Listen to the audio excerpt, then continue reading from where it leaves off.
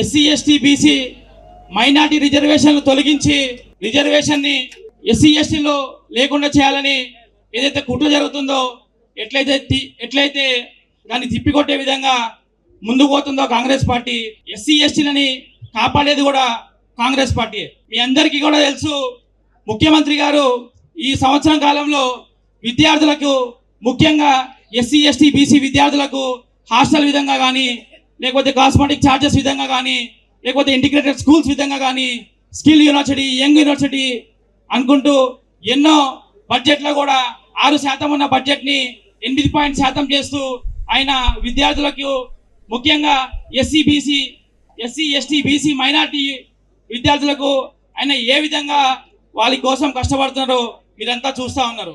నేను ఒకటి చెప్తాదలుచుకున్నా, ఈ వేదిక మీద దళితుడినైనా నేను, ఎస్సీ సామాజిక వర్గానికి సంబంధించిన నన్ను ఈరోజు కాంగ్రెస్ పార్టీ పిల్లర్ అయినటువంటి ఎన్ఎస్యుఐ విద్యార్థి విభాగానికి రాష్ట్ర అధ్యక్షుని చేయడం ఒక దళితుడికి ఇట్లాంటి అవకాశం అంటే ఎప్పుడు అంటే గత 20-30 సంవత్సరాల నుంచి రాలే.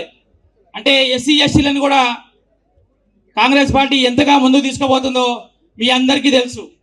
నేను ఒక విషయం తెలియజేసుకున్నా, నేను బాధితుడిని కాదు, ఎగిరే నెత్తుడి పథకాన్ని. నన్ను మీరు ఎంత తొక్కాలని చూస్తే నేను అంత మీదికి పోతా ఉంటా.